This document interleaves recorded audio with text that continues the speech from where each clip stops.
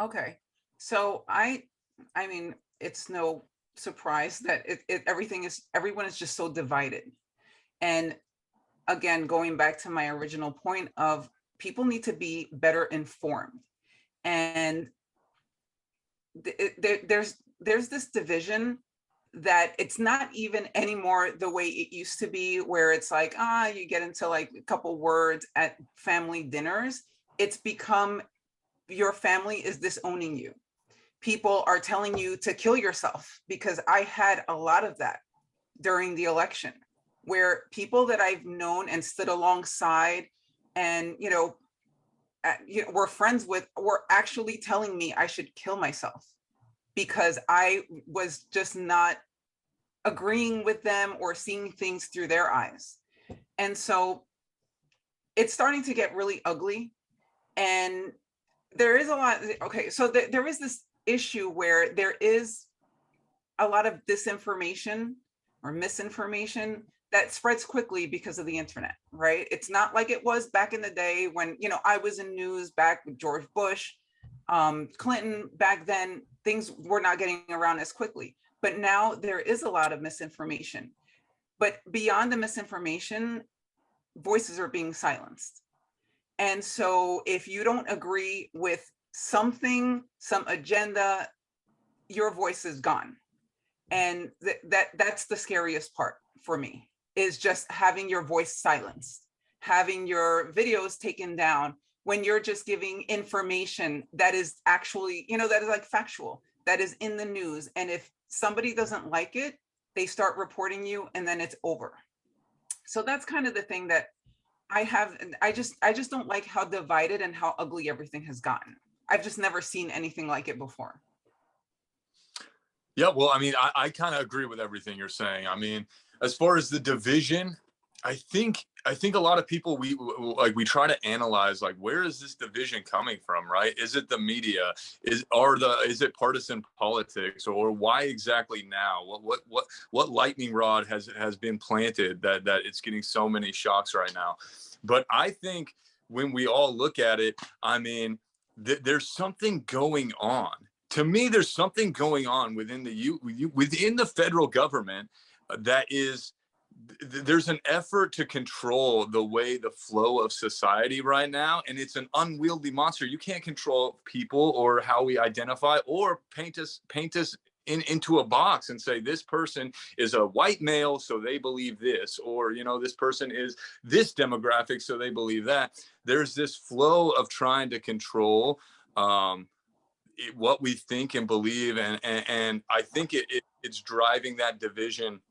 And again, putting a finger on it, it seems to me like it is coming from the top echelon, the federal government, mixed with the corporate, international corporate conglomerates that really want to influence and cause division. Why? Haven't quite gotten to that point in the story, but yeah, I definitely agree. The division is something super scary, and I don't think it's something that we faced before. Yeah, I honestly, to echo both of you, I do think that you're not wrong. We are looking at a time right now where the country has seemingly divided itself up into factions.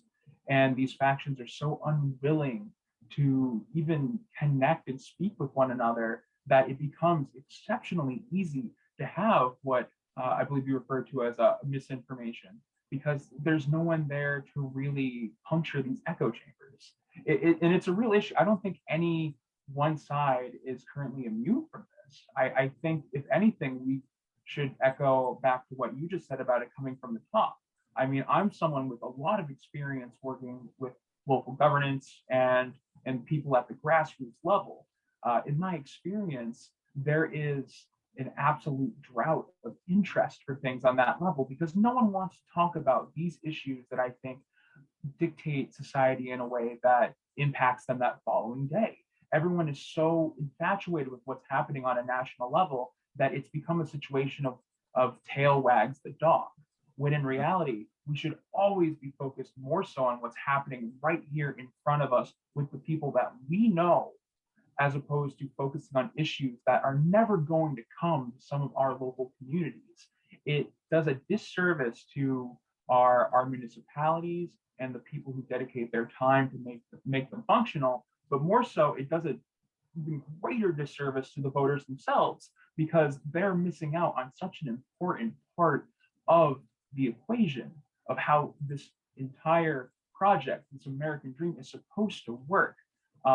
Where that comes from, I think there are a couple different things we could really hit on. I think the internet is a big one. As great of a tool as the internet is, it has also opened a Pandora's box where I think what we define as discourse and free speech is now completely different than even just a few years ago. I used to be someone who was very, very politically involved at a young age. I'm still politically involved at an older age as well. But that taught me, at least where I was starting off from, that a lot of the things that appealed to me at that time, they weren't really being given the kind of opportunity to have an equal footing.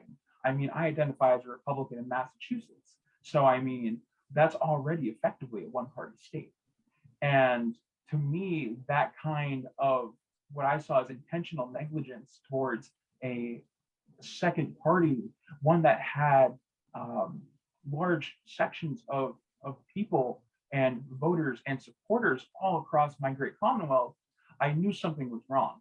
And as I've continued to grow, I've only seen that problem itself grow. And now we're at where we are. So what we do now, I mean, it has to come back down to actually having conversations. It's the only way I see us working through this.